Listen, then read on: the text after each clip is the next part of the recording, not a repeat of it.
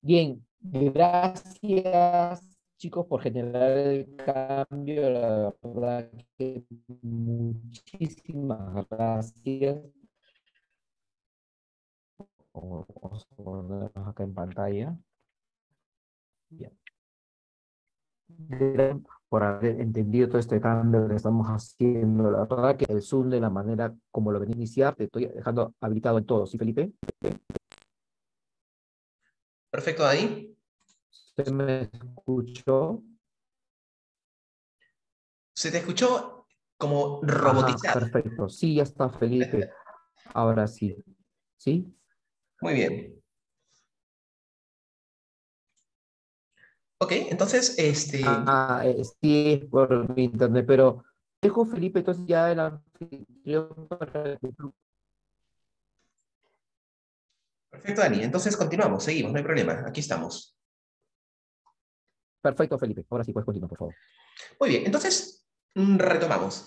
Y estábamos hablando pues de lo que significa el tema de personalidad y lo que significa trastornos de la personalidad, ¿no? ¿Qué cosa es lo que define una personalidad normal o funcional? ¿Qué cosa es lo que define una personalidad dentro de los rigores de esta famosa palabra normal, ¿verdad? Existen muchas variables o algunas por lo menos que pueden definir qué es normal y qué no es normal esto, dado que se trata de una palabra evidentemente subjetiva, por ejemplo, o por lo menos así lo considera el ámbito de la psicología, en este caso la psicología principalmente clínica, ¿no? Muy bien, entonces colegas, continuamos con la sesión. Me gustaría, por favor, que ustedes puedan leer algunas de estas palabras, o las palabras que están aquí, eh, que son las siguientes, ¿no? Demente, alienado, débiles de espíritu, poseso, lunático, etcétera. ¿Con qué se relacionarían estas palabras o a qué harían alusión estas palabras?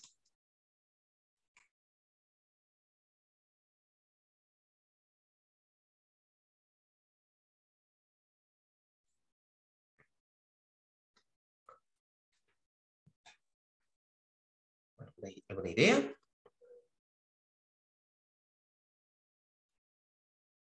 Estas palabras que tienen ahí frente a ustedes, eh, aparentemente, ¿con qué podrían relacionarse?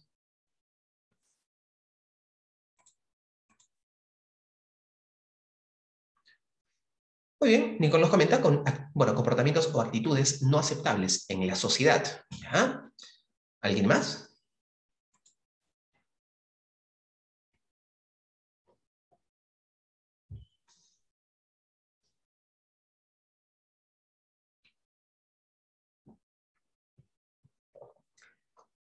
¿Qué más podría ser?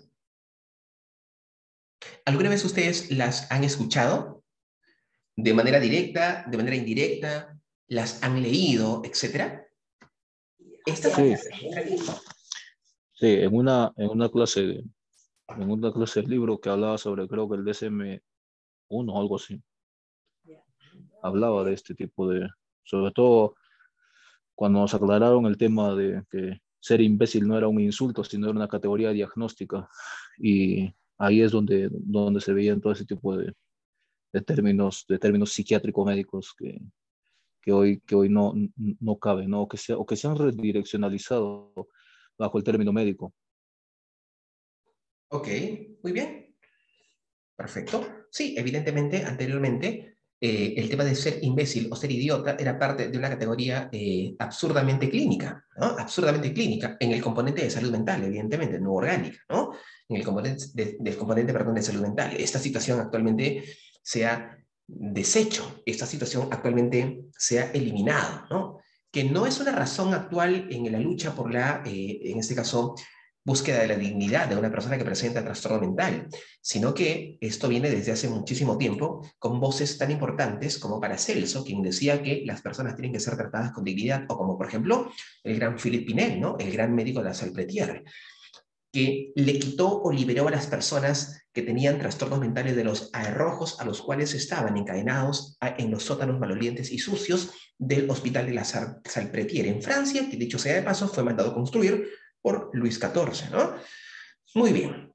Pero fíjense, estas palabras que están aquí, demente, alienado, débiles de espíritu, poseso o lunático, son algunas de las categorías o algunos de los adjetivos calificativos con los cuales se les denominaba a las personas que padecían en algún momento de la historia con lo que ahora conocemos como trastornos o trastorno de tipo mental, ¿ya? Y cada uno evidentemente tiene su propia significación dentro del espacio y tiempo histórico en los cuales estos básicamente han aparecido, ¿no? Y incluso hoy por hoy, en la actualidad, se sigue utilizando o empleando alguna terminología de esta naturaleza asociada al fenómeno de padecimiento mental. Hoy por hoy, en el presente, en este tiempo postmoderno o, como dicen los entendidos en el tema, este tiempo postcontemporáneo, que voces autorizadas indican que está cada día más psicopatologizado, se seguirá utilizando algunas de estas categorías o algunas otras que escuchamos en referencia a personas que presentan padecimiento de tipo mental. ¿Qué creen? ¿Qué piensan ustedes, queridos colegas? ¿Sí o no? De ser así, ¿cuál podría ser?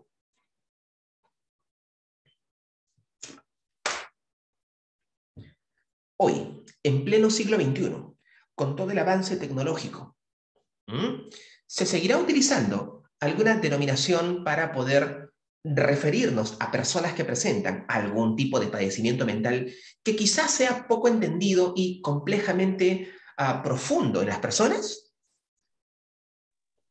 ¿Algunas de esas categorías se seguirán empleando, por ejemplo, de las que están aquí? Sí.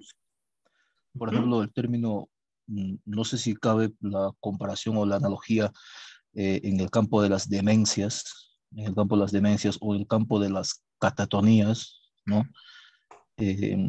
Había revisado que eh, la posesión diabólica o la posesión, en este caso de espíritu, presentaba signos, síntomas de catatonía, ¿no? Precisamente cuando habló de Charcot y de la Salpêtrière, hicieron algunos apuntes muy interesantes sobre eso, sobre la histeria, sobre todo, ¿no? La etiología de algunos, podría decirse, ¿no? La etiología histórica de algunos trastornos psicológicos, como el trastorno de la personalidad límite o border, tal y como lo conocemos hoy, podría decir que han sido renombrados, ¿no?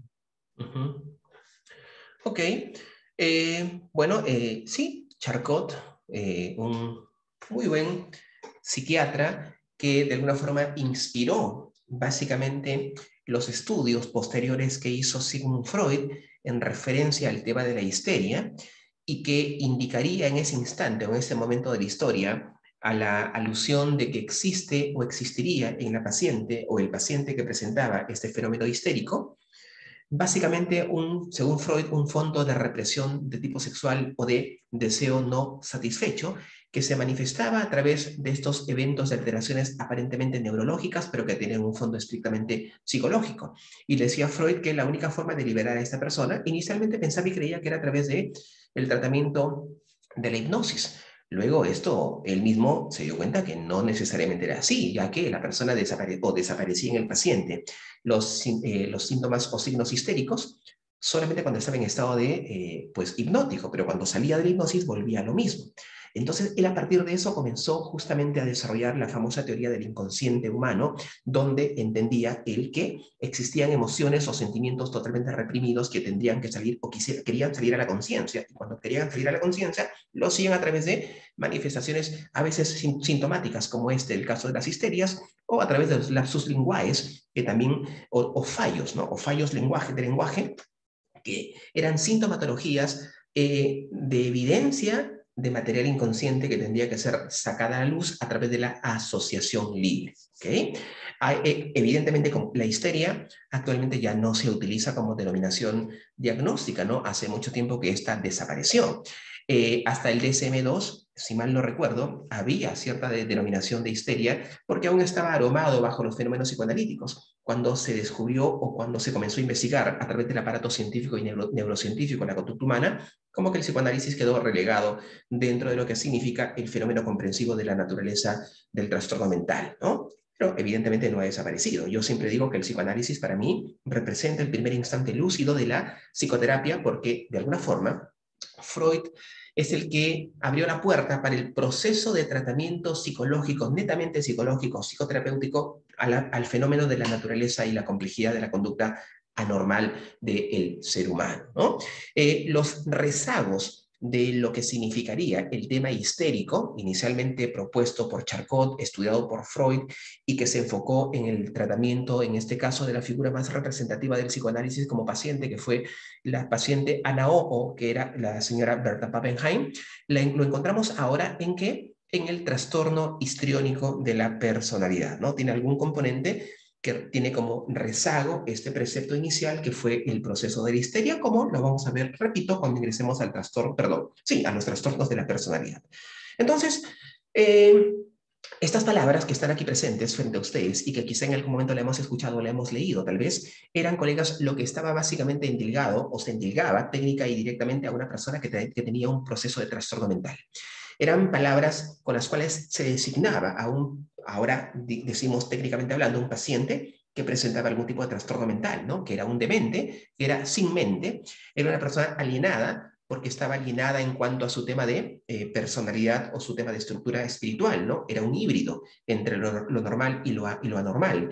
Era una persona débil de espíritu, porque solamente los débiles de espíritu básicamente tenían este tipo de manifestación conductual, que era lo que se utilizaba bajo denominación en la Edad Media, que duró más de 1000 años y que se acaba en 1492 con el descubrimiento de América. Lo mismo pasaba con el tema de la palabra poseso.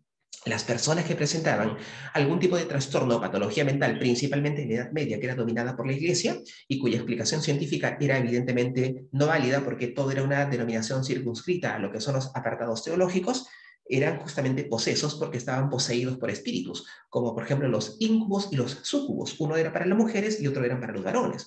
¿Ok? O por ejemplo, es un lunático. ¿Por qué un lunático? Un lunático porque se asumía y se creía mágica y fantasiosamente que solamente cuando había luna llena las personas presentaban este tipo de alteraciones sintomáticas que en ese tiempo efectivamente eran inexplicables porque no había un rigor científico con el cual se les podía, en este caso, pues entender. Sí, Hussein, ¿algún comentario? ¿Algún aporte? ¿Está con su micro encendido? Ok. Ok.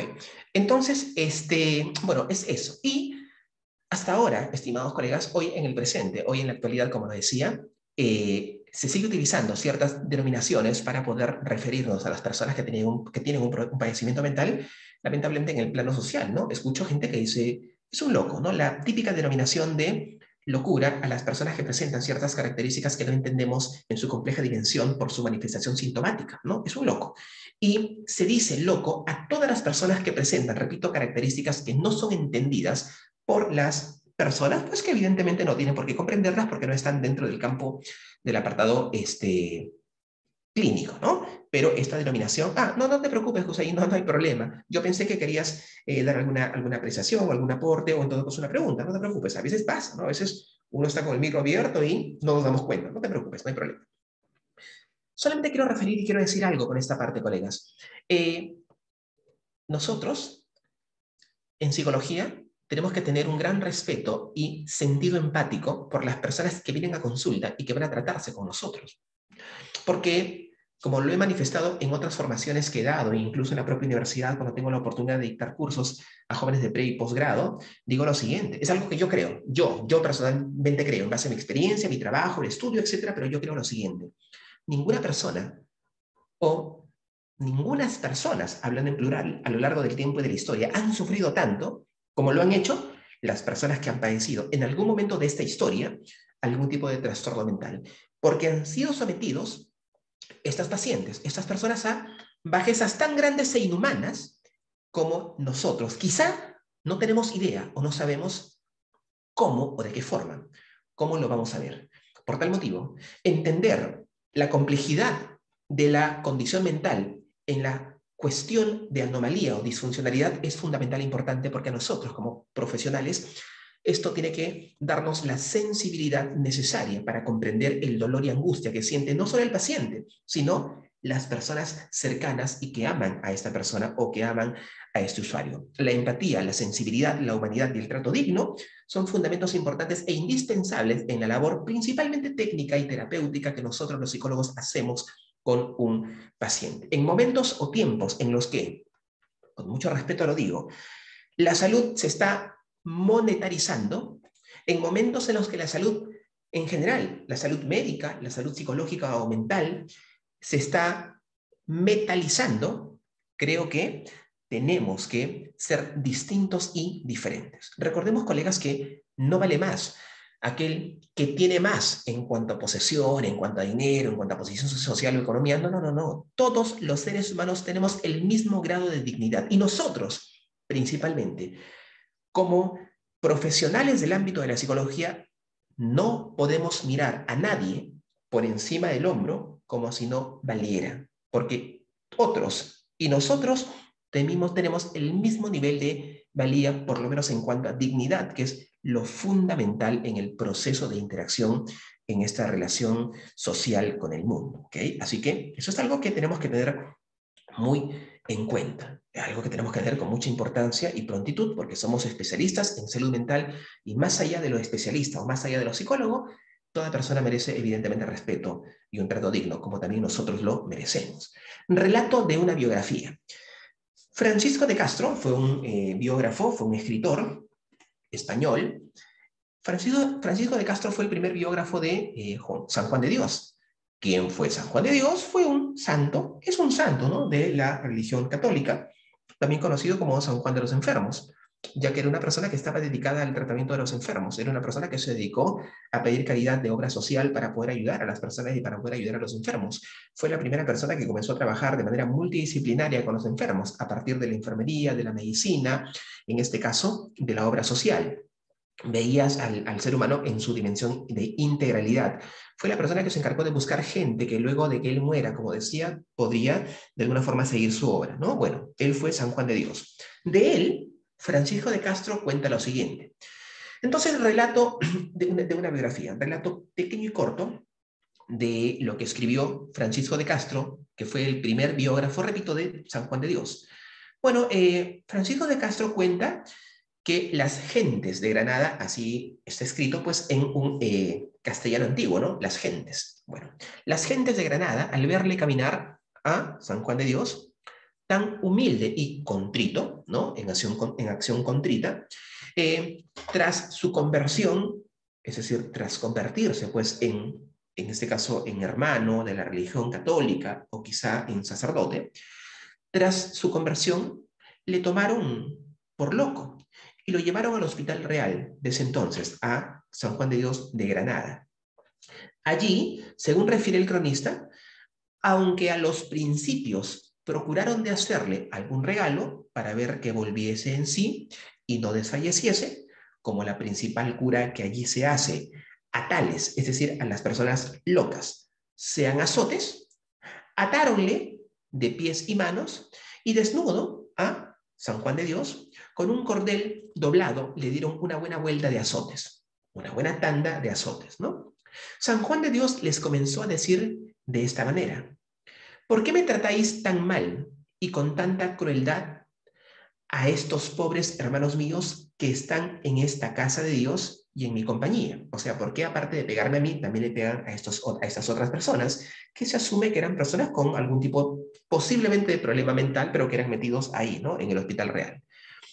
Entonces, pues los enfermeros oían esto, oían lo que San Juan de Dios le preguntaba, pareciéronles, es decir, le parecían a los enfermeros que San Juan de Dios era loco y también era malicioso, o sea, no solo loco, sino era malicioso.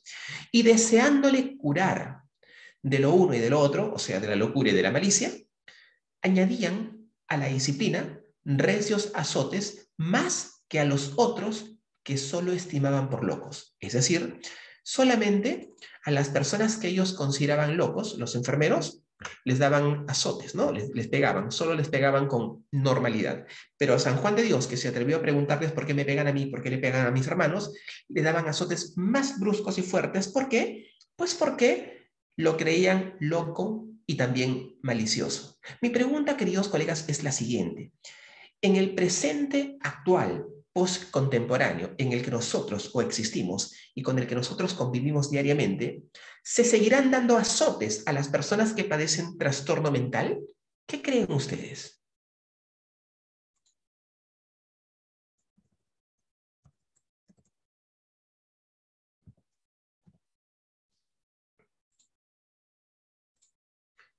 Jorge, adelante. Esto Sí, sobre todo lo veo en padres, ¿no? Que tienen un hijo especial, ¿no? Síndrome de Down o RM, dependiendo del grado. eh, Tienen esa conducta de agredirlos, porque en su raciocinio, ¿por qué no me hacen caso? ¿Por qué hacen alboroto? Y es porque no entienden el problema que tiene, o sea, no son conscientes Pato. todavía de la enfermedad o el problema que tiene, en este caso, su hijo, ¿no? Eso podría observar, ¿no? Mayormente. Muy bien, Jorge.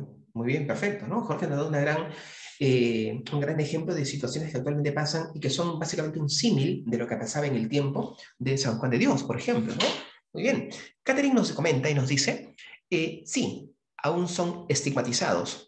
Aún existe un estereotipo cultural que los define. Ujú, perfecto. Que los agrupa, que los engloba. El estereotipo social que manifiesta cómo es que tendrían que ser tratadas las personas que no cumplen con los estándares de normalidad a los cuales una sociedad como la nuestra nos ha instaurado desde pequeños a poder ver, ¿no? Ok, perfecto. Pero también existen los azotes reales como tales, ¿no? Así como lo dice, como nos comentaba Jorge, más allá del estigma, que también es un azote de tipo mental y psicológico, existe también el azote real, directo. Eh, no sé si les ha pasado, han visto o han escuchado. Yo cuando era más jovencito, cuando era más chiquito, porque ya no soy un jovencito, ok, cuando era jovencito, en todo caso, yo tengo 40 años, ¿no? Pero bueno, cuando era jovencito, escuchaba que decían a mucha gente por allá, por el local, por el pueblo, la ciudad donde yo vivía, oye, esta persona es un loco. Saca la correa y enséñale la correa a este loco, a esta loca, o dale de correazos porque el loco le tiene miedo a la correa. O también decían cosas como, échale agua fría, porque al loco se le cura o le tiene miedo al agua fría. Estas cosas se siguen dando hoy en el presente. Estas cosas se siguen manifestando incluso en pleno siglo XXI, en la época de la tecnología y el superadelanto de la ciencia, se sigue presentando. Razón y motivo suficiente, entonces, para que nosotros hagamos un trabajo de labor social, de labor educativa o psicoeducativa, como diría tanto Aaron Beck como Albert Ellis, y que esa labor es fundamental en el trayecto del trabajo importante que nosotros tenemos que tener dentro de lo que es la estructura temática del trabajo psicoterapéutico. Es por ese motivo, colegas, que tenemos que tener ciertas consideraciones generales dentro de lo que significa la razón y apartado denominado relación terapéutica. ¿Qué cosa es lo que se necesita para poder trabajar con un paciente? ¿Qué cosa es lo que nosotros como terapeutas realmente tendríamos que trabajar con un paciente? Y no solo como psicoterapeutas, sino como psicólogos generales, ¿no? Eh, Evidentemente tendríamos que tener, por ejemplo, el proceso del famoso rapport. Uh-huh. Esto seguramente nos lo han enseñado desde la universidad, que es la típica manifestación teórica que se hace dentro de los enclaves técnicos de estudio universitario. Pero la pregunta es, nos lo manifiestan, nos lo enseñan o lo practicamos. Nos dicen cómo practicarlo. Se supone que esto tendríamos nosotros que saberlo y practicarlo de manera consciente y constante en la consulta y en la sesión. ¿Pero qué tanto lo hacemos? ¿Qué tanto lo aplicamos? A veces no. A veces no, ¿no? El rapport, ¿qué cosa es entonces? Es el famoso clima de confianza, la atmósfera fundamental donde se basa o se basaría el proceso futuro incluso de relación terapéutica con el paciente.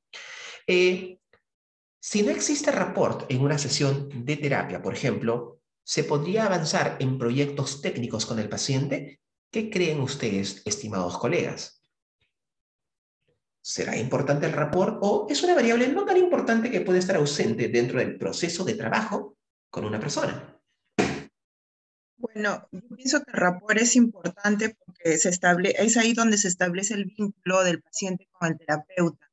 Y sin ese vínculo, las sesiones no van a prosperar porque no vamos a obtener la confianza de él y de repente que el paciente o la paciente pueda confiar en nosotros, ¿no? Entonces no se conseguirían o no se lograrían los objetivos. Ujú. Muy bien. Por tal motivo, el rapport, como le dice la colega, es importante. Sí, definitivamente. Es sumamente importante, fundamental y crucial. Repito, siempre que he tenido la oportunidad de trabajar por ejemplo, dictando clases, yo considero más allá de los otros cursos que son importantes, como el proceso de la entrevista, o en este caso de psicopatología, 1, 2 o 3, de acuerdo a la universidad que dictemos, etc. Primero que es importante tener como base, dentro del fundamento natural y central del precepto de estudio psicológico, esto, que es la relación terapéutica. Sin esto, es inexistente todo lo demás que puede venir o que puede pasar con el paciente, siendo uno de los elementos fundamentales el tema del rapport, ¿cierto? El tema del rapport, que es la atmósfera que garantizará el proceso interventivo con un paciente dentro del área, por ejemplo, clínica y psicoterapéutica, el rapport. Asimismo, la famosa autenticidad. Pregunta número 26 del examen final que van a tener. ¿Quién sería el autor que habla de autenticidad? ¿Qué gran psicólogo en el mundo, teóricamente hablando, hablaba de esto, de autenticidad que está definida y conceptualizada dentro de libros importantes que él escribió? ¿Alguien me lo dice? ¿Quién lo es? ¿Quién sería? Pedro de Caso, Pedro de Caso, ¿ya? Carl Rogers. Fritz Perls, Ok, Carl Rogers lo dice Geraldine. ¿Alguien más? Fritz Perls. Fritz Perls, ok. Le decían, sanamente hablando, ¿no? El loco Perls, ¿no? Que era un tipo muy campechano, etc. Muy bien.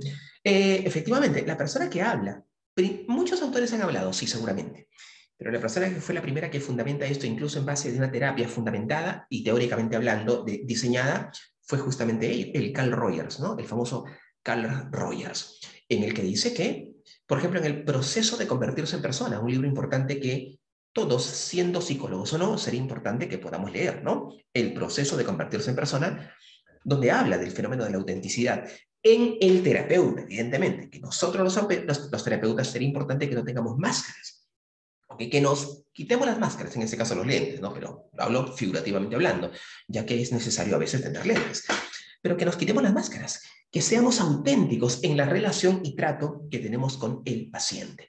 De no ser así, tampoco funciona, evidentemente, el tema de la posición terapéutica. Rogers habla de un elemento importante también que está ahí al extremo, que es la empatía. Es fundamental. Rogers define la empatía, más allá de los rigores teóricos, como la capacidad de ponerte en el zapato de la otra persona y caminar con el zapato de esta otra persona. Eso es la empatía. La empatía no es cargarte el problema de la gente. La empatía no es hacer tuyo el problema del ser humano que viene a consulta contigo y que necesita ser ayudado. No, eso no es empatía. Empatía es tratar, porque nunca lo vas a hacer, pero tratar de sentir y conectarte con el dolor y la angustia de la otra persona en la dinámica de sesión. ¿Ok? Es eso lo que define de manera sencilla y muy profunda, a mi entender, Carl Rogers sobre el tema de la empatía, ¿no? Así que eran los puntos fundamentales que hablaba Rogers: autenticidad, empatía y trato no posesivo.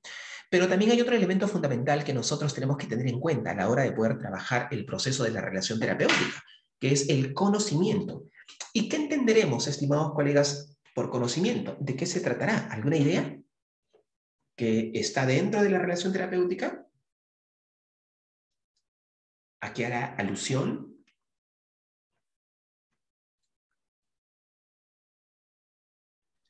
Yo lo entiendo que el conocimiento es sobre lo que está pasando la persona, ¿no? Si hay una patología, de repente conocimiento sobre eso, ¿no? Aparte de eso, el conocimiento de nosotros mismos como terapeutas para poder entablar esa relación, ¿no? Esa relación óptima con el paciente. Lo veo por varias vertientes: el conocimiento de uno mismo como terapeuta y el conocimiento de lo que puede acontecer en el paciente, ¿no? Para poderlo abordar de mejor forma. Ok, muy bien, Geraldine. Perfecto, así es. Esta palabra o esta denominación tiene varias formas de entender o de entendimiento, ¿no? Ya que acá está digamos, la palabra en sí, pero hay muchas formas de entenderlas como lo estaba comentando Yadelín. Por ejemplo, una pregunta. Aquí, en esta sesión de formación, los colegas que están aquí presentes, por ejemplo, ¿forman parte de alguna vertiente de tipo psicoterapéutica?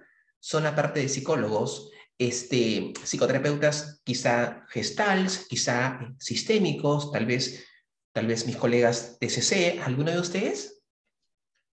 En mi caso, sí soy terapeuta gestal, pero bueno, terminé mi formación hace 2 años y he seguido bastantes cursos porque me inclino bastante por la cognitivo-conductual. He seguido cursos, más no la formación. Muy bien, Geraldine. Tenemos una colega que es gestalt en formación. Me refiero que ya se ha formado en terapia gestal del gran Fritz Perls y está también, es muy abocada, muy allegada, como dice ella, a la terapia TCC. Muy bien, perfecto. ¿Alguna otra persona aquí presente será terapeuta de alguna vertiente psicoterapéutica o tal vez afecto a alguna de ellas? En mi caso, yo me he decantado más por la psicología eh, experimental en su vertiente terapéutica como el análisis funcional de la conducta. Ok, muy bien, perfecto. Vamos partiendo desde el análisis conductual de la conducta, desde la vertiente conductual pura, ortodoxa, ¿no? ¿Está bien? Muy bien. Perfecto, Denis, genial. El famoso análisis funcional de la conducta es un elemento importantísimo que está presente, dentro del precepto de la dinámica TCC también, que es fundamental. Genial. Muy bien, vamos a ver por acá algún comentario. No. Ok, bueno. ¿Por qué preguntaba esto? Porque el conocimiento tiene que ver con un elemento fundamental, o con varios elementos fundamentales. El primero de ellos sí tiene que ver con el tema de que, bueno, pues tengo que conocer de alguna forma la condición fenomenológica del ser humano con el cual estamos trabajando. Tengo que conocerme también yo como terapeuta en mis debilidades, en mis falencias, en mis virtudes y defectos, en mis problemas personales que tengo para que no sean de alguna forma emparentados con una persona, no me vea proyectados en ella, etcétera, etcétera. Pero también el conocimiento tiene que ver con el conocimiento y dominio de la naturaleza teórica de la psicología y de la psicopatología. Y también conocer el campo sobre el cual me he formado, sobre el cual me estoy formando o sobre el cual tengo yo preferencia, ¿no? Que es el proceso de un tipo de psicoterapia, que es importante y que es, yo creo, fundamental para poder trabajar y para poder tratar a un paciente que presenta una patología como tal declarada o diagnosticada. Evidentemente tenemos que conocer el manejo de los recursos técnicos que van a propiciar el aval clínico para el tratamiento y la mejora de este paciente o de esta persona. Sin esos conocimientos, solamente podemos conversar con el paciente, podemos hablar con el paciente, pero nada más. Para ayudarlo a la mejora hay que conocer estrategias y recursos técnicos y clínicos centrada y focalizada en alguna rama de los brazos armados de la psicología, que son las psicoterapias, para poder trabajar, entendiendo que hay terapias que son conocidas como terapias basadas en evidencia, que son las más llevadas al método científico. Dentro de ellas, evidentemente, está la terapia cognitivo-conductual, la terapia racional emotiva conductual o TREC, la terapia conductista pura, la terapia que tiene que ver con el proceso del análisis funcional de la conducta, etcétera, etcétera, ¿no? La DBT, también definitivamente, algunos estudios actuales sobre terapia de aceptación y compromiso, que está muy apegada al tema de las terapias contextuales o terapia de tercera generación, la terapia de esquemas de Jeffrey Young, etc. Sí, Geraldine, adelante. Quería preguntar, justamente en las terapias de tercera generación está bastante la terapia cognitivo-conductual, ¿no? Dentro de todas esas interviene la terapia cognitivo-conductual. Así es. Las terapias de tercera generación, o también llamadas terapias contextuales, justamente nacen de la terapia cognitivo-conductual. Deriva de la terapia cognitivo-conductual. Deriva. Así es, una de ellas es, por ejemplo, la terapia DBT o dialéctica conductual de Marshall Linehan, que nace inicialmente para trabajar con las personas que presentan trastorno límite de la personalidad y que ahora se está abriendo campo a otras intervenciones con desregulación emocional, tanto en el campo histriónico de la personalidad o también DBT en el trabajo con pacientes de conductas adictivas, por ejemplo, ¿no? Entonces, sí, o la terapia de esquemas de Jeffrey Jung, que nace directamente de la terapia cognitivo-conductual de Aaron Beck con preceptos de la terapia de Albert Ellis para poder trabajar esquemas disfuncionales profundos en pacientes que tienen trastornos de personalidad, trastornos y de la de mindfulness también, ¿no? Sí. Deriva de la cognitiva. En este caso, mi querida Geraldine, la terapia de mindfulness en realidad no necesariamente deriva de la terapia cognitiva, porque la terapia de mindfulness, que dicho sea de paso, está muy propuesta, proyectada y masificada por el doctor Jon Kabat-Zinn, que es uno de los grandes promotores de la terapia de mindfulness.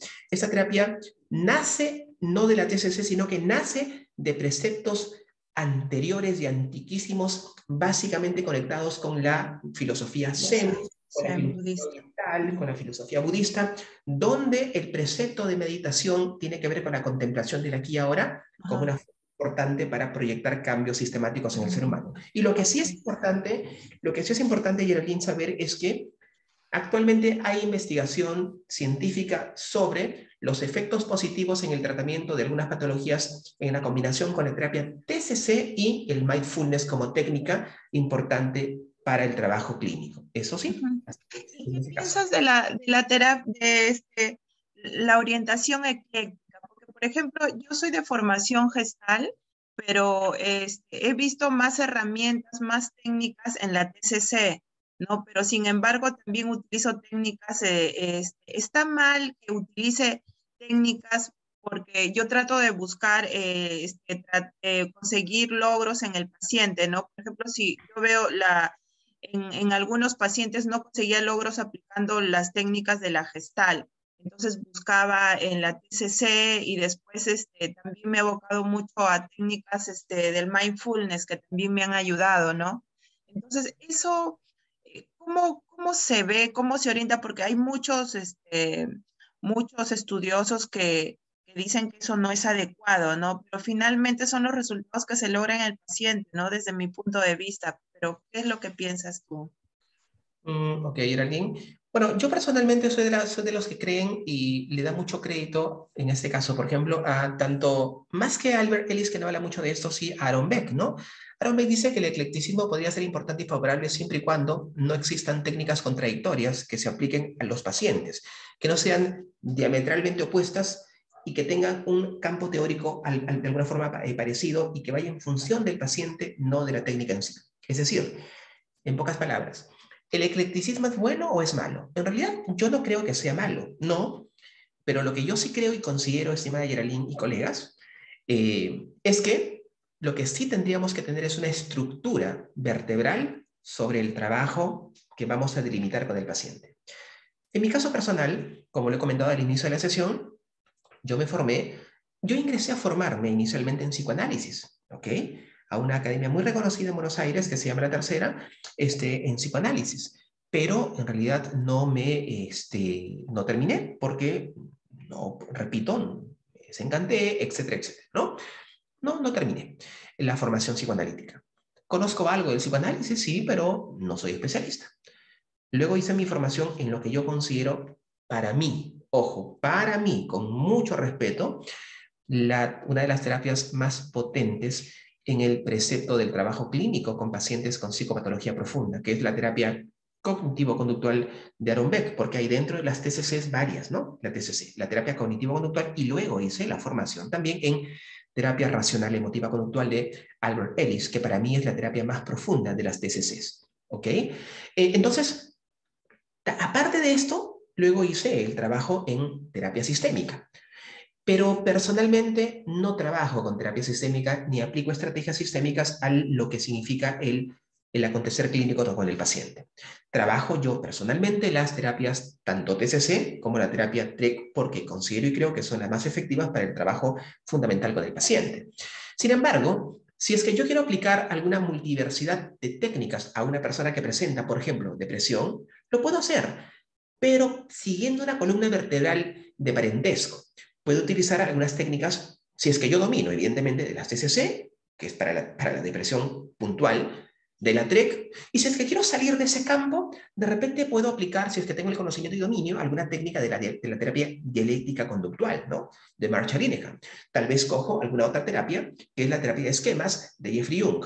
Genial, porque van por esa línea. Pero si es que yo estoy trabajando con mi paciente en la terapia, por ejemplo, cognitiva conductual, pero también voy a aplicar la terapia sistémica a mi paciente, pero también voy a aplicar las técnicas de la Gestalt a mi paciente, y de repente por ahí locamente quiero combinar la técnica de algunas técnicas psicoanalíticas o dinámicas a mi paciente. ¿Creen ustedes que puede eso converger en una ayuda al paciente?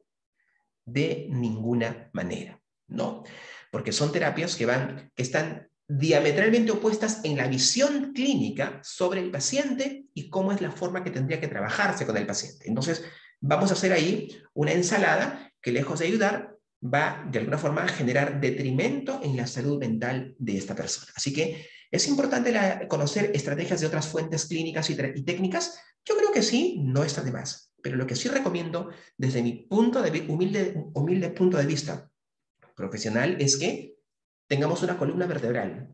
Formémonos en una escuela psicoterapéutica y a partir de ella trabajemos, y podemos anexar algunas otras técnicas probablemente, pero que tengan en rigor cierto grado de parentesco teórico y pragmático para aplicar el proceso de tratamiento.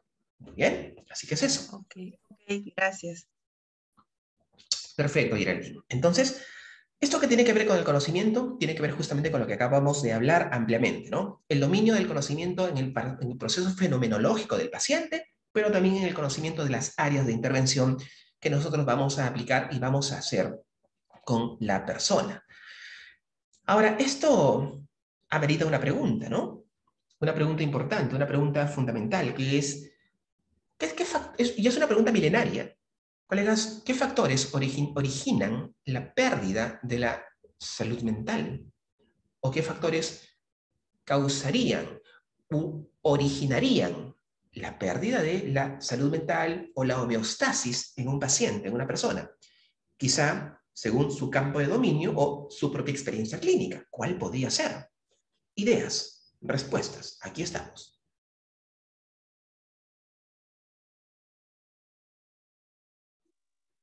Doctor, a mi juicio, o al juicio de como usted consideró del conocimiento, estructurar la psicopatología dentro de un marco conceptual y dentro de un marco teórico es, como usted lo ha dicho, es muy importante. Bajo esa perspectiva, diría que mm, no la salud mental, sino en todo caso lo que genera la patología o la molestia en general que tiene el paciente es originada en el 90% de los casos, si se podría decir a más, ocasionado por el ambiente, lo que se podría decir, las relaciones funcionales que tiene, ya sea dentro de la familia, con la pareja o con la sociedad, ¿no? Entonces, esto podría hacer que la persona tenga problemas para encajar en este tipo de situaciones. Muy bien, Denis. Sí. Sí, ¿alguien más? Doctor. Sí, Luis. Factores biológicos, Doctor Luis, buenas. sociales. A ver, perdón, un ratito, se están cruzando las propuestas en este caso, de la comunicación. Le pido, colegas, por favor, que para poder participar, levantemos la manito para poder ordenarnos, porque si no hablamos al mismo tiempo y no los llego a entender, ¿sí? Para poder participar. Entonces, habían dos colegas al mismo tiempo. A ver, déjeme ver acá, bueno, ya se desactivaron. Por favor, ¿quién era? Levante la manito. Doctor Luis, buenas noches. Sí, la pregunta es interesante, sin embargo, refiriendo a lo que usted estaba diciendo, ¿no? La formación y el tipo, desde la teoría del apego y complejidad, hablando de la teoría de John Bowlby, del origen, ¿no? De esto, sabemos que los primeros años son importantes de vida. Si bien es cierto, el cuidador principal tiene gran injerencia en la personalidad que va a tener el ser humano, lamentablemente todas las demás corrientes no tienen estudios en infancia. Solamente las investigaciones se han hecho en adolescentes o en adultos, y esa es una gran brecha que se tiene. Sin embargo, tenemos información que los primeros años de vida más o menos estamos estructurando la salud mental a futuro de la persona. depende mucho del vínculo, ¿sí? La parte social es importante porque el ser humano aprende a adaptarse para sobrevivir, básicamente, y esa manera de vincularse le va a dar una forma de visión de la sociedad, pero también va a crear su mundo interno del niño. Que, el cuidador principal también tiene injerencia en cómo se está estructurando su sistema nervioso. Sabemos que hasta los 8 años, plan 7, 8 años, termina de desarrollarse el sistema nervioso, el sistema límbico, que va a tener que ver también con las emociones y que tiene que ver con la salud mental a futuro. Entonces, si hablamos de factores que originan la pérdida de la salud mental, tendríamos que dar esta visión, ¿no?, a la primera infancia, al estilo, digamos, de apego que tiene el niño y si sus cuidadores principales son óptimos o si tiene un nivel de salud mental que le puedan brindar a futuro a esta persona también un nivel de salud mental. Tiene que ver también con las experiencias traumáticas que tenga en estos 8 primeros años de vida y si en su desarrollo también tiene otro tipo de experiencias que podrían ayudarle a tener algún tipo de homeostasis para poder sobrellevar, ¿no? Si es que ha habido algún tipo de trauma, hablamos de traumas complejos, ¿no?, en la infancia. Ok, muy bien, colega. Perfecto, muchas gracias. La colega se refiere a una teoría interesante, ¿no?, importante, cuyo sustrato de corroboración científica aún sigue en proceso, ¿no? Es una realidad. La famosa teoría del apego. Ahora vamos con Geraldine. De alguna manera, por ejemplo, existe un tipo de terapia, perdón, de depresión, que es la famosa depresión anaclítica, ¿no? Término acuñado en 1940 por el psicoanalista y psiquiatra norteamericano Robert Spitz, donde dice que esta depresión se da en recién nacidos con el desapego materno.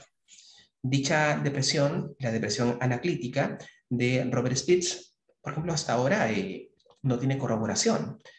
Lo que sí se ha hecho estudios, por ejemplo, es en el famoso marasmo, que de alguna forma podría tener cierto tipo de equivalencia con la depresión anaclítica de Robert Spitz. Y muchos fenómenos, en este caso, o variables asociadas a la infancia, evidentemente siguen siendo incluso hasta hoy contraproducentes por la diversidad de investigaciones y resultados que se dan al respecto. Sin embargo, hay estudios generales y comparativos, como los vamos a ver. Muy bien, gracias, colega, y eso está genial. De eso se trata, el hecho de caminar a una comunicación, porque de eso se trata una formación. Geraldine, adelante. Bueno, para mí es los factores que originan la pérdida de salud mental son la falta de recursos de la persona para afrontar diferentes situaciones, ¿no? No reconoce falta de recursos, su falta de recursos. Pero ¿sabes qué? Acá hay algo importante. Yo también me estuve formando en psicoanalítica desde la perspectiva de Jung, y en realidad la familia disfuncional tiene bastante incidencia en que posteriormente nosotros no reconozcamos o no desarrollemos nuestros propios recursos para poder afrontar las situaciones. Pero acá también hubo una disyuntiva en mí, ¿no? Porque dejé de seguir esa formación, porque, por ejemplo, en un hogar disfuncional, 2 mismos hijos tienen una capacidad con los mismos traumas, de repente padre golpeador, padres alcohólicos, ¿no? Y 2 hijos con la misma experiencia tienen diferente capacidad de afrontar las situaciones, ¿no? Y entonces eso también me lleva a pensar, ¿por qué no? Porque de repente si han vivido los mismos traumas, ¿qué origina esa capacidad de afrontamiento diferente en cada uno?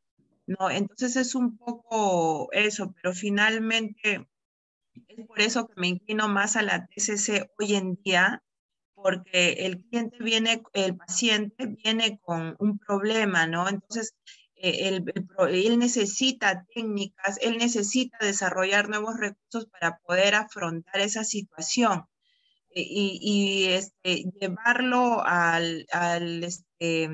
traumas de repente de la infancia sería aperturar más puertas y él no tenga la capacidad para poder afrontar ello, ¿no? Entonces, ahí viene un poco mi disyuntiva porque yo sé de que el hogar disfuncional tiene un efecto devastador en la capacidad de afrontamiento del ser humano, ¿no? Ok. Muy bien, Geraldine, muchas gracias. Muy amable por su participación. Bueno, la terapia, psicoanalítica en realidad jungiana, ¿no? De Carl Jung. Dicho sea de paso, recordemos que Carl Jung fue denominado por el mismo Freud como su sucesor, ¿no? Fue un joven muy importante dentro de lo que significa el círculo psicoanalítico inicial de Freud, el análisis psicoanalítico ortodoxo freudiano, pero que en 1911 rompieron palitos justamente por un desencuentro que tenían dentro del aspecto teórico, ¿no? Dado que Freud decía que detrás de cada patología, ¿qué cosa es lo que existe? ¿Quién lo dice? Vamos. Detrás de cada patología, para Freud, ¿cuál es el fondo o cuál es el meollo del asunto?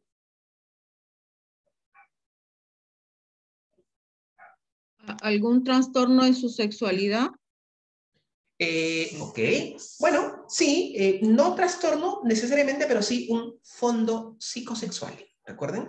Detrás de cada patología para Freud existía un fondo psicosexual. Mientras que Jung decía que, a ver, Freud, un ratito, esto no necesariamente es así. Nosotros tenemos un inconsciente, sí, coincido contigo, pero es un inconsciente colectivo. No es un inconsciente, en ese caso singular, sino es colectivo, que tiene que ver con la famosa herencia sociocultural de una determinada sociedad en su conjunto, que va diseñando mi sentido y estructura de personalidad aromada o aumentada con ciertas características y nociones un tanto, para Jung, por ejemplo, una cuestión mucho más transpersonal, como el maná, como el tema de las sombras, ¿no? Que son los famosos arquetipos jungianos que impregnaban la naturaleza del hombre, del ser.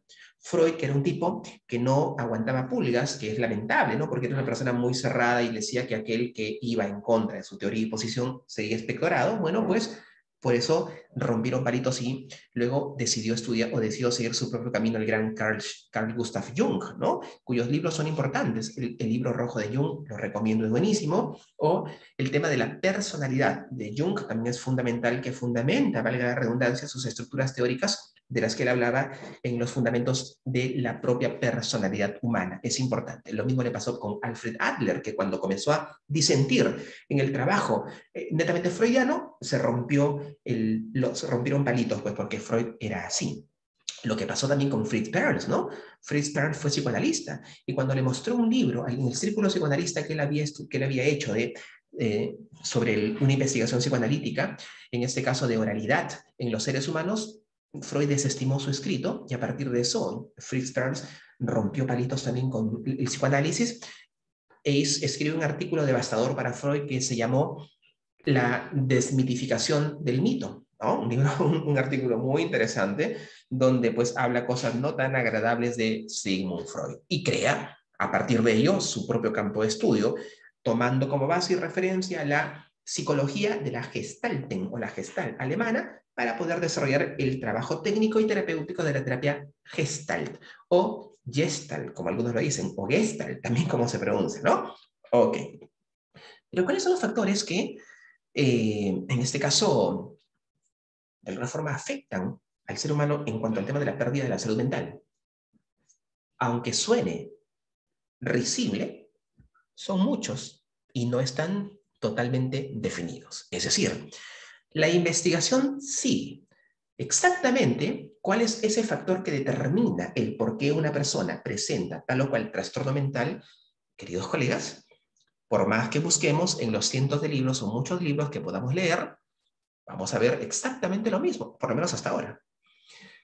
Factores biológicos, factores psicológicos o de propia personalidad, factores psicoambientales, etc. O sea, hay una multicausalidad para poder determinar qué cosa es lo que podría generar el fracaso de la homeostasis humana y la vinculación con algún tipo de patología.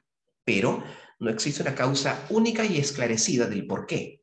Cuando hablemos en cuanto al tema de los trastornos de la personalidad, vamos a darnos cuenta de las teorías de los grandes autores sobre personalidad y trastornos, qué cosa es lo que podría afectar el proceso de la desvinculación de lo normal y la llegada de lo anormal en la personalidad, según estudios de Oldham y Morris, según estudios de Milon, etcétera, ¿no?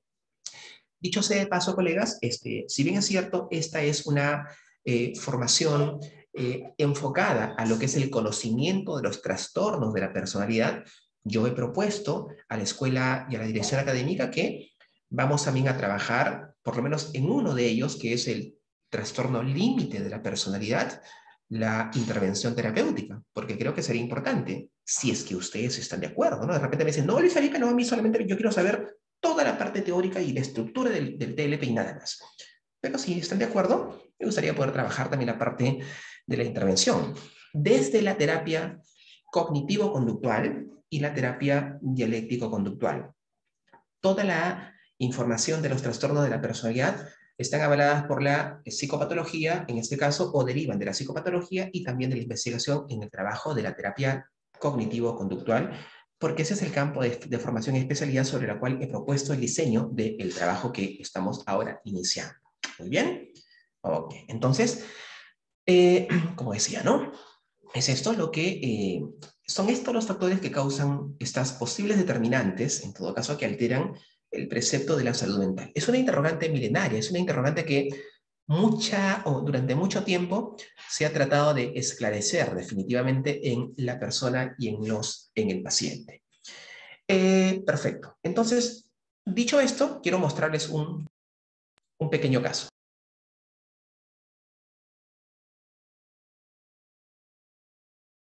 Ok.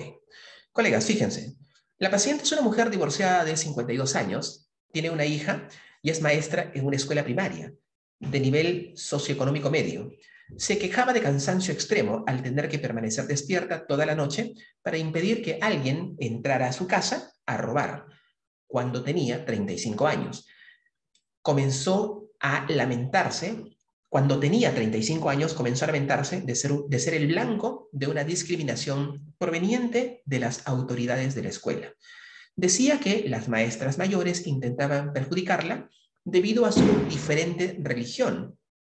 Sentía que la espiaban, que trataban de sacarla de su puesto de maestra. Algunos años después, comenzó a quejarse de que sus vecinos querían tener relaciones sexuales con ella. Los acusó de perseguirla y de tenderle trampas para violarla. Hizo instalar trabas de seguridad en las puertas y ventanas y nunca salía después del anochecer.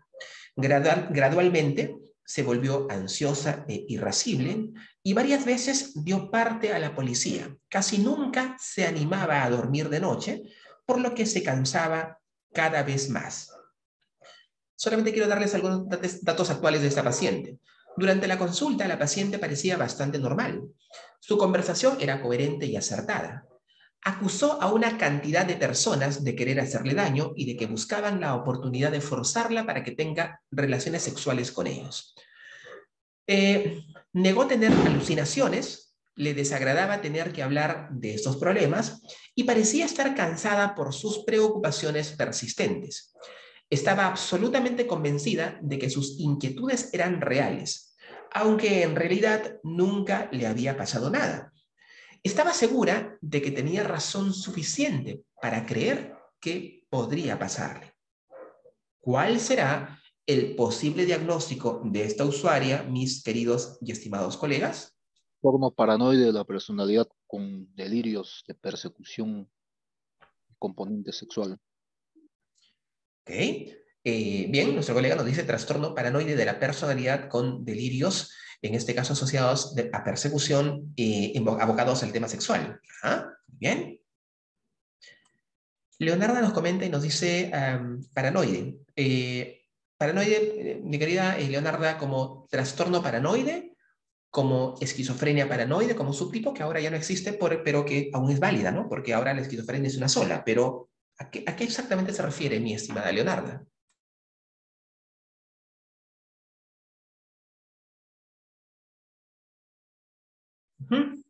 Ok, ¿alguien más? Ese es el caso. Esta es la paciente. Imaginemos que está con nosotros aquí en la sesión. ¿Qué cosa es lo que podría tener esta paciente de acuerdo a la información que aquí está reflejada?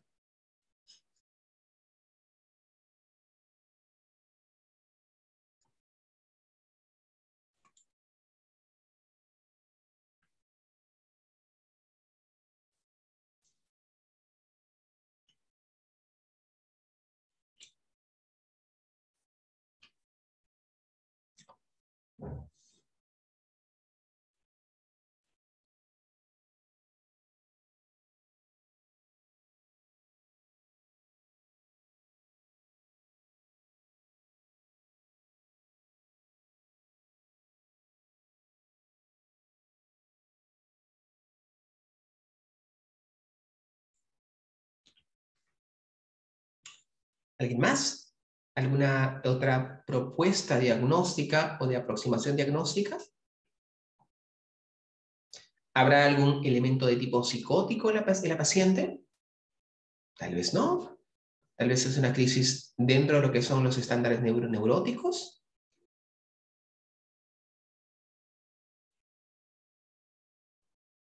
Puede ser trastorno de ideas delirantes, ideas delirantes. Ok, nos comenta Geraldine que posiblemente podría ser el trastorno de ideas delirantes. Ajá. ¿Qué dicen los demás colegas? ¿Están de acuerdo? ¿No están de acuerdo? ¿Qué pensará Beliña? ¿Hussein? ¿Fabricio? Catherine. Profesor, buenas noches. A mí también me parece que podría ser un posible diagnóstico del trastorno de ideas delirantes. Ok. Nuestra colega nos dice también un trastorno de ideas delirantes. Ok. La pregunta es, si es que es un trastorno de ideas delirantes, ¿por qué sería un trastorno de ideas delirantes y tal vez no otro trastorno del espectro psicótico? Podríamos hacer el diagnóstico diferencial en que ella tiene una historia de vida medianamente funcional, o podríamos decir casi funcional, con hijos, incluso, no sé, pasar por un proceso de divorcio, eh, vivir en una casa, vivir mm, con su hija y, no sé, también estar anclada a una sociedad, a un barrio que no podría estar, que no podría ser a veces la naturaleza de la familia de una persona que tenga rasgos como esquizofrenia paranoide, por ejemplo. Por ahí podría sacar el criterio, aunque no sé si... Ok. Y, por ejemplo, de ideas delirantes, esto según en el caso lo tiene más de un mes de duración. Y también tiene alucinaciones, ¿no? Porque es su forma de pensar, ¿no? Y bueno, y estos delirios ya han impactado su vida porque se ha aislado, no tiene temor de relacionarse, ¿no? Entonces le ha producido conflictos. Entonces, bueno, tiene esos episodios, de, bueno, eso es lo que veo en el caso. Ok, muy bien. Por ejemplo, si es que podemos hablar de lo que significa, o antes de esto, mi primera pregunta sería, ¿la paciente está dentro de lo que significaría el espectro de trastornos asociados a la psicosis o estaría dentro del espectro asociado a la neurosis? Que son denominaciones generales, ¿no? Para poder simplemente distinguir y hacer una ejemplificación. ¿Está para el lado psicótico o para el lado neurótico?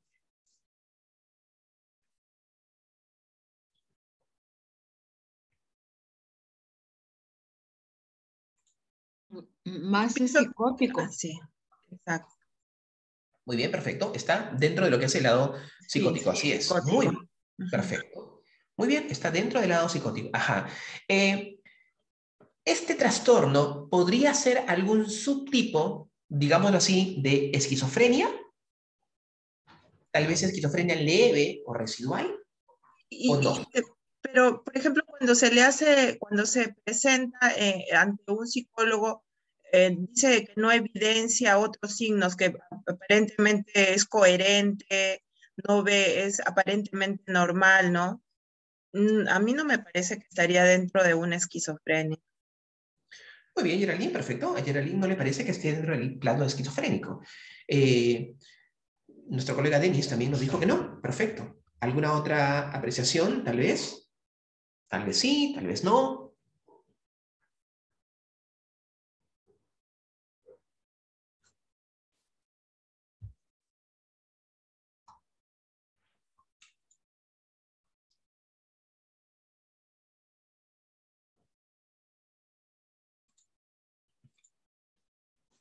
Nos comentaron también que posiblemente podría ser un diagnóstico como primer punto. Nos dijeron un trastorno de personalidad paranoica.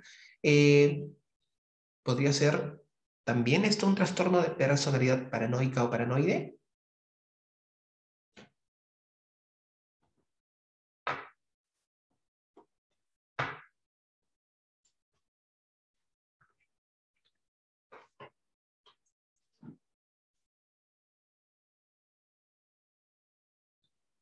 dentro de lo que significa la estructura actual de lo que es el grupo asociado a psicosis, hablamos de varios trastornos, ¿no? Dentro de ellos es el trastorno esquizofrénico, el principal, el trastorno esquizofrénico.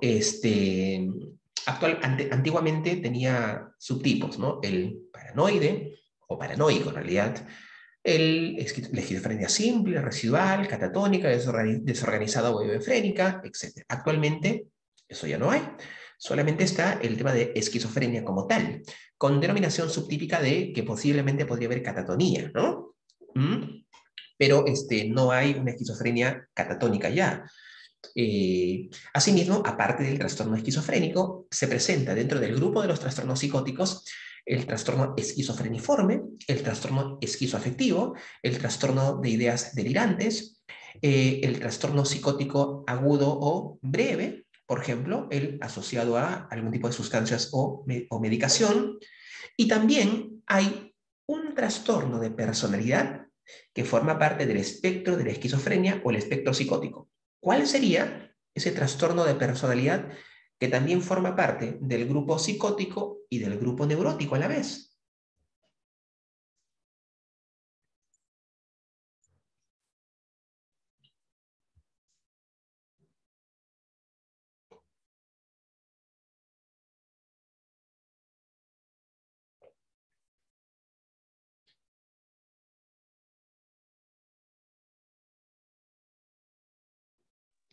Doctor, ¿estaría el trastorno límite de la personalidad? Ok, Denis nos comenta el trastorno límite o TLP, o como lo llaman los norteamericanos, ¿no? El borderline. Ok. ¿Es ese? ¿Quizá otro? ¿Quién lo dice? ¿Quién participa en realidad? ¿Qué trastorno de personalidad podría estar también dentro de lo que es el grupo psicótico o el grupo asociado a la esquizofrenia?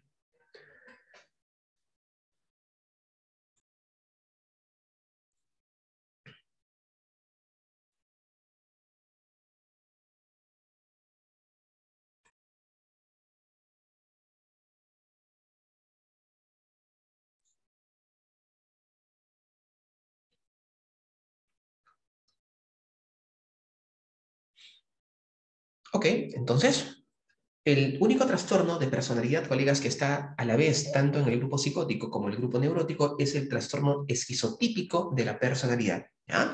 Que forma parte del grupo A de los trastornos de la personalidad denominados raros o extraños, que forman parte de este grupo tanto el trastorno esquizotípico, el trastorno esquizoide y el trastorno paranoide de la personalidad, cuyas características, profundidad, dimensión, y no solamente sintomatológicas, sino también sus otras dimensiones conductuales, cognitivas, emocionales, lo vamos a conocer cuando entremos a tallar uno por uno en estos trastornos. Pero es el trastorno esquizotípico, de la personalidad. ¿Pero por qué? ¿Cuál es la razón por la que ese trastorno está también dentro del grupo de la esquizofrenia? Porque presenta, a diferencia de los otros trastornos, una característica esencial que lo define, que son las ideas de referencia. Muy bien, las ideas referenciales, que no son delirios referenciales, ¿ok? Sino son ideas referenciales, son el precepto de fundamento y la rareza y extrañeza de la manifestación cognitiva, por la cual también se asocia ese trastorno de personalidad a lo que es el fundamento del grupo psicótico. Pero este trastorno vemos, o en este paciente vemos que la pregunta, ¿no? ¿La persona tiene funcionalidad en la vida o tiene disfuncionalidad? En pocas palabras, ¿funciona vitalmente? ¿Tiene un campo de trabajo, un campo de acción social o medianamente regular? ¿Sí o no? Sí. Sí, tiene. Perfecto, muy bien, así es. Es una persona funcional. ¿Esta persona presenta alucinaciones? Sí. Por lo menos aquí en lo que está escrito, ¿eh? Porque claro, más cosas no sabemos de ella, pero en lo que está escrito aquí, ¿habrá alucinaciones? Alucinaciones de persecución. Sí, sí, porque siente que le espían. También, Ya, pero la pregunta es, ¿eso será alucinación o eso serán delirios? Son delirios. Delirios, claro. Muy bien, son delirios.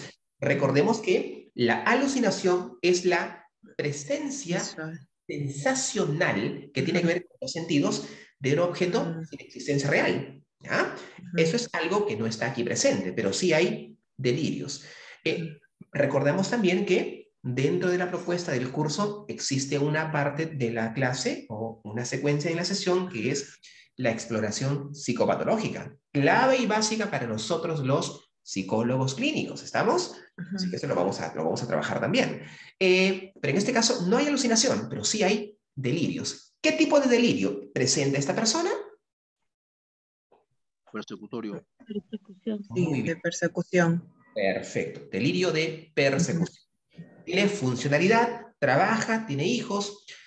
Según lo que dice el texto o según la información que aquí presenta esta diapositiva, ¿esto es reciente o ya tiene tiempo de presencia sintomática? Tiene tiempo. Ok, tiene tiempo. Desde los 35 años. Ajá, muy bien.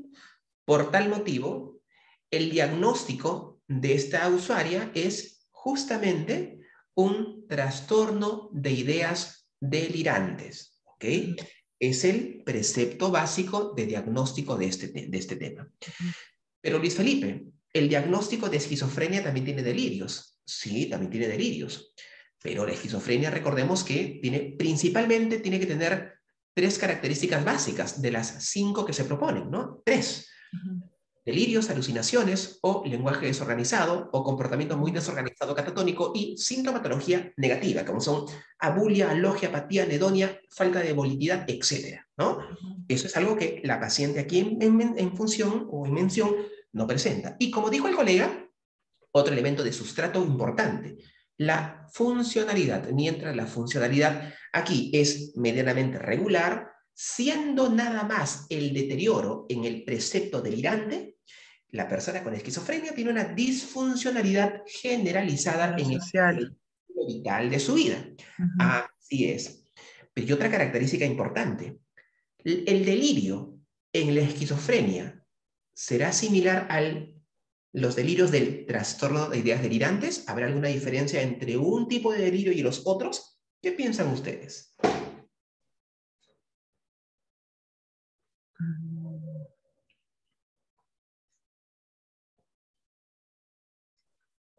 La respuesta es sí, hay diferencia. Los delirios de la esquizofrenia son básicamente delirios mucho más bizarros, mucho más extrambóticos, raros. No así en el trastorno de ideas delirantes, que son normalmente asociados a lo persecutorio, a lo parafrénico, a lo erotomaníaco, por ejemplo, a lo celotípico. El delirio en esquizofrenia es delirio, por ejemplo, de robo de pensamiento, posesión de pensamiento, eco del pensamiento, ¿ok?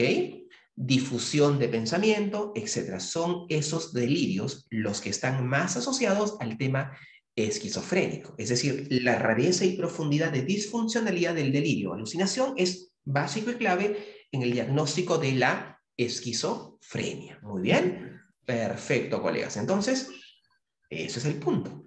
De eso se trata el análisis de los casos, que es, a mi entender, la manera más efectiva de prepararnos, de aprender, de entrenarnos para el campo clínico que nosotros hacemos o seguimos, más que una sesuda explicación de términos y no. Siento yo que esa es la forma más eficaz que por lo menos yo lo reclamaba cuando era estudiante, ¿no? Tanto en pre como en posgrado. Muy bien, colegas. Entonces, esto es lo que estamos trabajando y es un gusto tenerlos aquí y es un gusto aún mayor el tema de su participación. Bien. Seguimos entonces. Ahora, enfermedad mental, desarrollo histórico y evolución. Nótese allí, enfermedad mental, ¿en qué? Entrecomillado, ¿cierto? Muy bien. Colegas, los conceptos sobre locura no surgen como ningún concepto sobre la naturaleza humana al margen de una determinada visión del mundo. Y esto significa que los conceptos no son neutros, sino que están básicamente asumidos en cierta postura social donde evidentemente surgen estas denominaciones. Es por ese motivo que el fenómeno conceptual de locura, demencia, lunáticos, posesos, nacen en un determinado tiempo de la historia, asociado a ejes culturales preexistentes en ese momento, repito, de la historia. A finales del siglo XX se abandona el término de locura por considerarse un término ofensivo y lacerante, y se denomina a partir de ese entonces como el de enfermedad mental. Y ya más en la actualidad la denominación es la de trastorno mental, lo cual es un indicativo pues de la versatilidad de los orígenes y causas multifactoriales de la pérdida de la salud mental. ¿Dónde está esto? ¿Cómo lo escribo? ¿Por qué escribes eso? ¿Pero quién lo dijo? Tranquilos. Lo dijo el gran Davison en el 2003 en un libro importantísimo, Psicología de la Conducta Anormal, ¿no? Así que todo eso es fundamental que lo tengamos presente. Rápidamente, porque yo creo que nosotros los psicólogos tenemos que tener una amplitud cultural y una amplitud de bagaje sobre lo que estamos trabajando y sobre lo que estamos haciendo, porque es importantísimo que sepamos cuál es el antecedente de cada trastorno, o por lo menos el concepto general de los trastornos, porque asumiendo y conociendo la versatilidad y sobre todo la cuestión asociada a los trastornos mentales en el pasado, nos dan, como dije al inicio de la exposición de hoy, sensibilidad para trabajar con los pacientes. Este término insanía, a principios del siglo XIX, la insanía tenía un significado clínico legal. Era casi sinónimo de locura y otras condiciones que después se conocería más adelante como psicosis. La terminología de insanía comienza a aplicarse, evidentemente, en el paradigma de la salud mental de la psiquiatría, principalmente en el siglo XIX, cuya denominación hacía pues justamente entender a la persona que era designada a este término como aquella persona que carecía de las funciones importantes, principales y superiores de pensamiento, percepción, senso o senso-percepción en realidad, y que efectivamente al tener esta alteración evidentemente no estaba dentro de los cabales propuestos por ese estándar cultural. Asimismo existía otra denominación, el de alienación. Hasta comienzos del siglo XIX la alienación no era un término psiquiátrico, pero fue introducido por la medicina francesa como una alternativa a un término mucho más viejo, el de demence o el de demence precoce, ¿no? Como se conocía.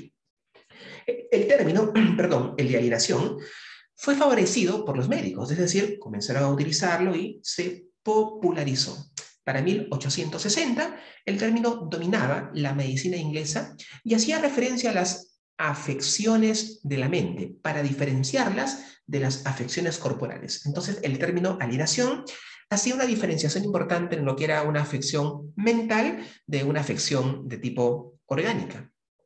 Pero no solamente ese fue el único. El famoso término de demencia, ¿no? Hasta antes del siglo XIX, se refería a una variedad, una multivariedad de estados de dilapidación psicológica, es decir, de merma psicológica, ya fueran relacionadas con la insanía o con el daño cerebral. Es decir, la demencia hacía alusión tanto a factores netamente mentales como a factores de tema netamente orgánicos.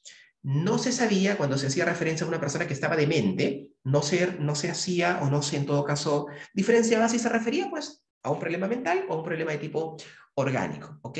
Por tal motivo, paulatinamente y con la introducción de otras denominaciones, la demencia luego fue acogida por la ciencia de la neurología para hacer referencia a la pérdida de las facultades superiores en las personas, pero principalmente asociado a daño neuronal, como es que ahora lo conocemos. Y antes hacía referencia a las famosas demencias seniles, lo cual ahora ya no se utiliza esto, y simplemente es el tema de demencia como tal. ¿Ok? Muy bien. Y para poder dar por concluida la sesión del día de hoy, rápidamente digo lo siguiente. La famosa psicopatología a través del proceso histórico. Fíjense ustedes, la psicopatología no es nueva, sino que ha tenido una larga tradición y herencia importante desde la antigüedad.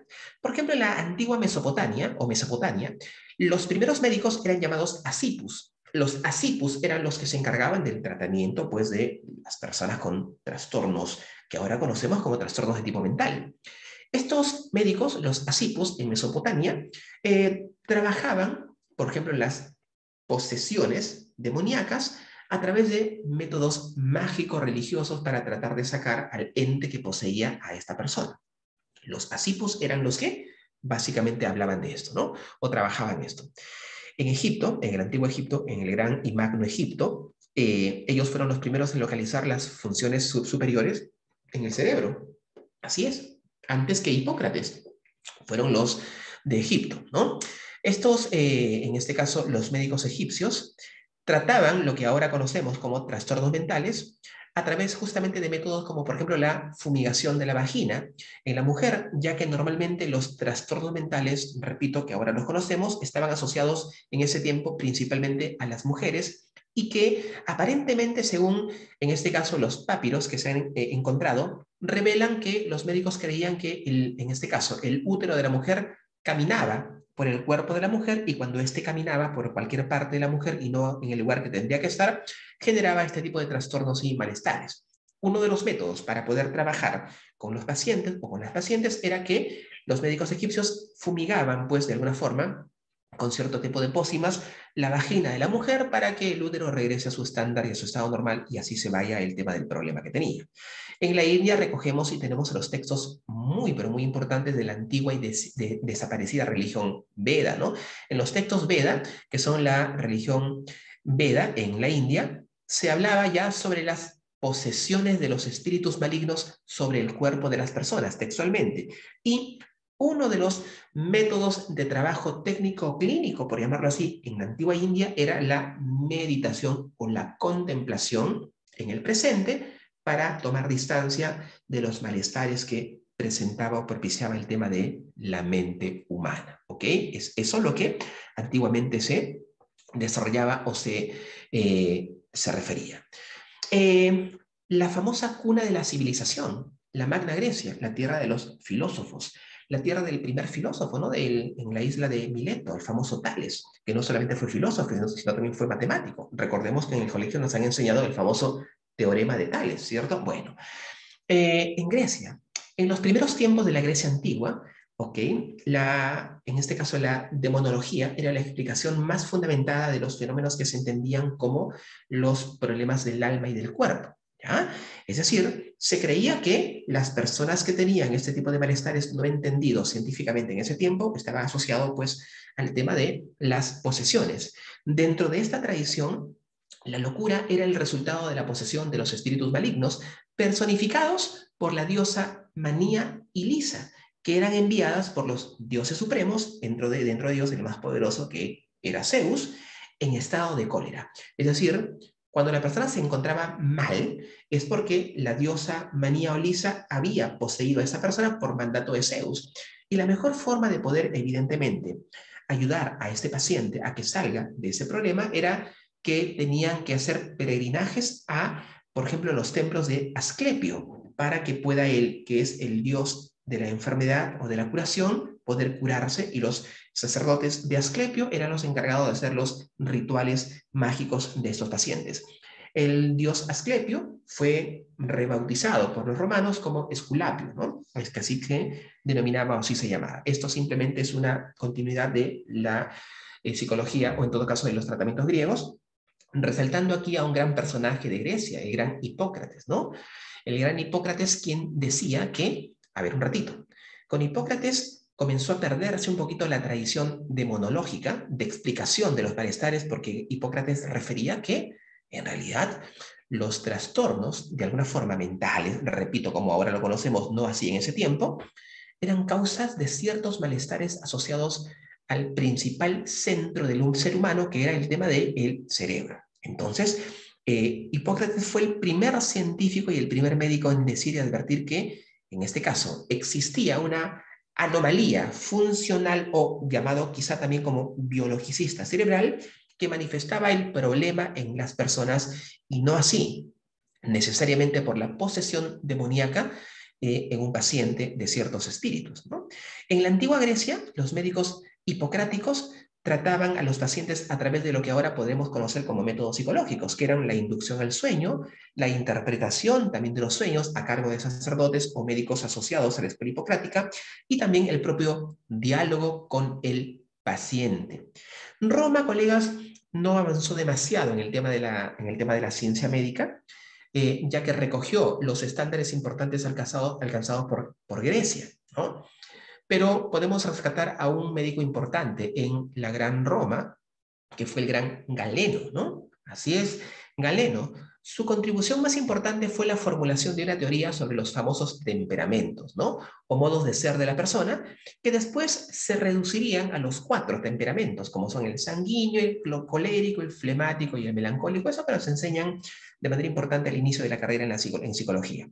Pero lo más importante, colegas, y rescatable de la Roma antigua es que ellos hicieron un cuerpo de leyes. O sea, es decir, la aportación más importante de Roma a la psicopatología humana fue el Corpus Juris Civilis. ¿Qué cosa es eso? El cuerpo de leyes romana, donde ya en ese tiempo en Roma se decía legalmente lo siguiente: una persona que tenía un problema asociado a la mente porque había perdido la razón no era pasible de sanción, porque era intocable, no era inimputable.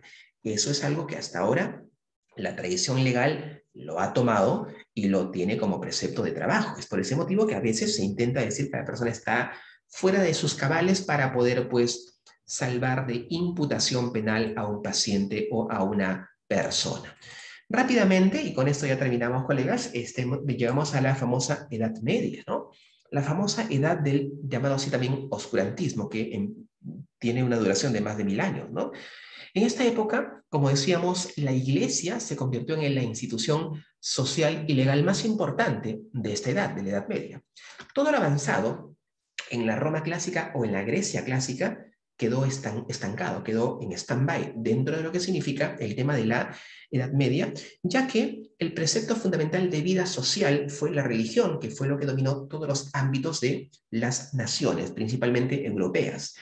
El Papa se convirtió, pues, en el centro del poder, era quien incluso sacaba y ponía reyes a conveniencia, etcétera, etcétera, ¿no? Hay un libro muy interesante que les recomiendo leer, se llama El Libro Negro de la Iglesia, un libro fundamental, y habla sobre la historia oscura de la Iglesia Católica, que es, pues, es lamentable, ¿no?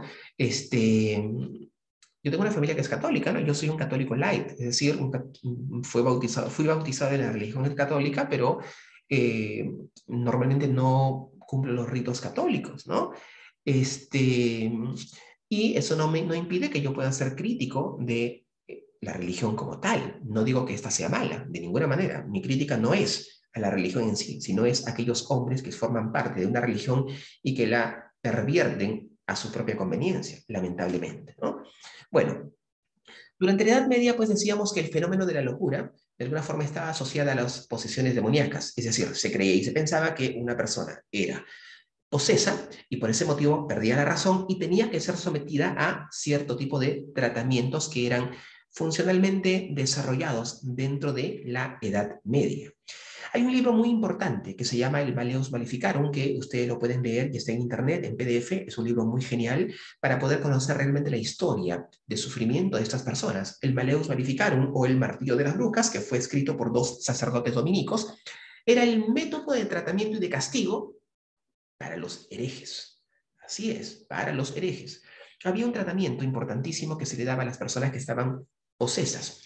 Para poder salvarlos, se les hacía caminar por un pasadizo de pajas, ¿no? Y se les embadurnaba el cuerpo con aceite y se les decía: si es que tú llegas hasta la otra extremo sin quemarte o prenderte, es porque Dios te ha salvado y tendrías que ser purificado y tratado. Pero si es que te quemas, pues el fuego purificará tu mente y tu alma y espíritu. ¿Qué creen que pasaba normalmente? Yo creo que lo están pensando y lo saben. La persona se prendía, ¿no? Así es. Bueno, la tortura y la hoguera, pues, fue una forma de purificación del alma en esos tiempos. Los tratamientos que se le daban a las personas que estaban poseídas por espíritus y demonios, entre otras cosas, fueron la sangría, ya que se decía que al margen de la posesión, las personas tenían exceso de sangre en el cerebro o en el cuerpo y tenían que quitarse ese exceso de sangre como una forma de tratamiento y curación. Se les hacían ciertas cosas de métodos como podrían ser trepanaciones craneanas, o se les abría las venas para que salga sangre del cuerpo para poder ayudarlos a salvarse, y normalmente lo que hacían era morir. Habían los famosos métodos de las sillas inmovilizadoras, donde se colocaba a la persona que no podía moverse absolutamente nada durante mucho tiempo, horas o días, como una forma de tranquilización de sus almas. Era lamentablemente tratamientos bastante desagradables que se daban en ese tiempo, o el famoso pozo de las serpientes, donde se colgaba a la persona boca abajo sobre una fosa de víboras venenosas, principalmente cobras, para que la persona recobre la razón. De esa forma pueda salvarse y pueda curarse. Durante todo este tiempo de trabajo y trámite sobre los trastornos mentales han habido muchos tratamientos para lamentablemente las personas, como son la abuelada, la termoterapia, el tema de los apaleamientos o castigos, lamentables. Por tal motivo, digo y sostengo por todos estos ejes históricos que ninguna persona ha sufrido tanto a través del tiempo y de la historia como lo han hecho las personas que han padecido trastornos mentales. Llegando así hasta la época del Renacimiento, que viene después de la Edad Media, donde voces importantes, voces de gente preparada, voces de gentes ilustradas, como Joan Lluís Vives, que fue también médico español, como Paracelso, que el famoso Paracelso, ¿no? Alquimista, médico, filósofo, astrólogo, porque también hablaba mucho de lo místico, Agripa, Johann Weyer, etc., decían y abogaban por un trato humanitario a las personas porque indicaban normalmente que, ojo, la persona que presenta algún tipo de alteración o anomalía tendría que tener el trato digno como todas las demás personas en su tratamiento. Hasta llegar a la época de la Ilustración, ¿no?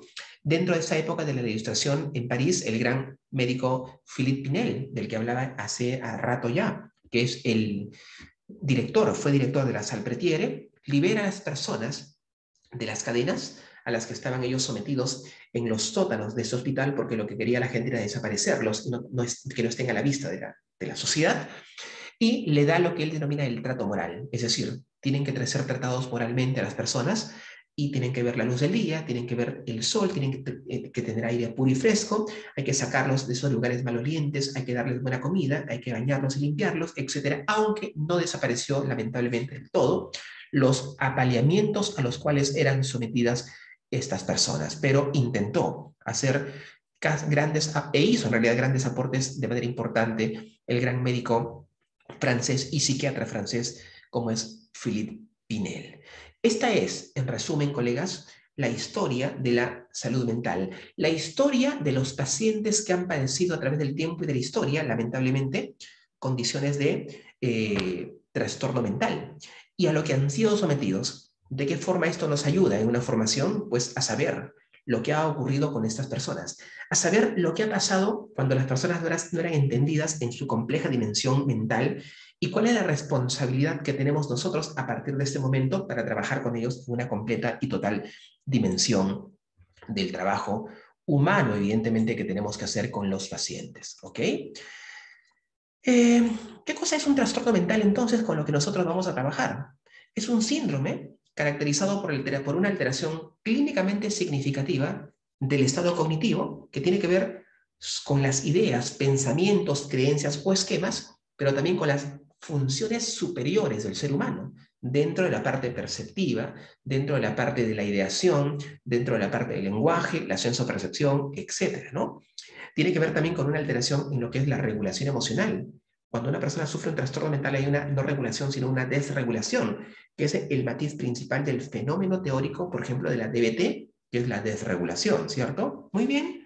Asimismo, hay una alteración en el comportamiento de las personas, generando un detrimento importante y marcado en todas las funciones interaccionantes del paciente. Por tal motivo, el trastorno mental es una clara muestra de deterioro que presenta una persona en mayor o menor medida según el trastorno que presente, ¿ok? Porque es una conjunción sindrómica de signos y síntomas que presenta tal o cual paciente, y eso es muy importante. Y acá me quedo hoy. ¿Qué es lo que podría estudiar estos fenómenos mentales? ¿Qué es aquello que intenta dar respuesta a este tipo de malestares asociados al tema mental? La psicopatología, cuya, en este caso, estudio es fundamental, es importante y nuclear dentro del apartado psicológico que nosotros tenemos que tener. En la universidad, lamentablemente, no sé si ahora, por lo menos antes, el tema de la psicopatología dentro del estudio de los cursos generales o especializados en psicología están tocados de manera muy superficial.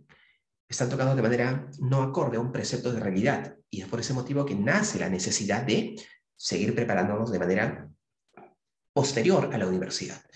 Decimos o entendemos a la psicopatología pues como el estudio científico de los trastornos de tipo psicológico. Así es, porque es la ciencia que investiga, enseña y orienta la comprensión de la famosa mente humana. ¿Okay? Y esta se enfoca principalmente al estudio de la desviación o lo anormal, lo que sale del estándar de la normalidad para clasificarlo, para delimitarlo y para poder entender a través de este estudio descriptivo las posibles razones etiológicas del por qué, evidentemente, presenta una persona tal o cual padecimiento de tipo mental o dimensional general en su ser. Las aportaciones de esta ciencia tienen una doble vertiente. Proporcionan conocimientos que ayudan a una mejor práctica clínica de nosotros los que trabajamos en este campo y brindan bases teóricas, pero brindan bases al fin que añaden al conjunto de teorías o que se añaden al conjunto de teorías ya existentes sobre el comportamiento humano. Conocerlos, profundizarlos, delimitarlos y trabajar sobre ellas es la gran tarea de nosotros los psicólogos en el campo de la salud mental. Queridos amigos, me he pasado un poquito del tiempo porque tenía que compensar de alguna forma el tiempo que tomó el tema de activar el Zoom por los motivos y problemas que ya el director lo ha comunicado. Pero para mí ha sido un gusto enorme poder tener esta sesión inicial con ustedes. Gracias por su tiempo, gracias por su participación, gracias por tomarse este día y abocarlo a lo que es el estudio conjunto, porque todos aquí estamos en proceso, como siempre, de aprendizaje. Espero aportar desde mi posición en este campo como docente y formador algunos conocimientos nuevos y también yo estoy seguro voy a recibir, como lo estoy haciendo, muchos e importantes aportes porque esto se trata de una comunicación bidireccional. Gracias por su tiempo, gracias por este momento y entonces estamos en contacto en nuestra segunda sesión para seguir con el proceso de aprendizaje. Muy amable. Gracias Luis Felipe. Una consulta, ¿vamos a continuar con las PPTs que faltaba la próxima sesión? Así es. La próxima sesión terminamos con las PPTs y encajamos con el segundo. Así es. Ok, muy amable, gracias. Que tengan muy bonita semana. Un abrazo a todos. Gracias. Gracias. Muchas gracias. Hasta luego. Hasta luego. Muchas gracias, doctor. Que tenga buena noche. Muy amable.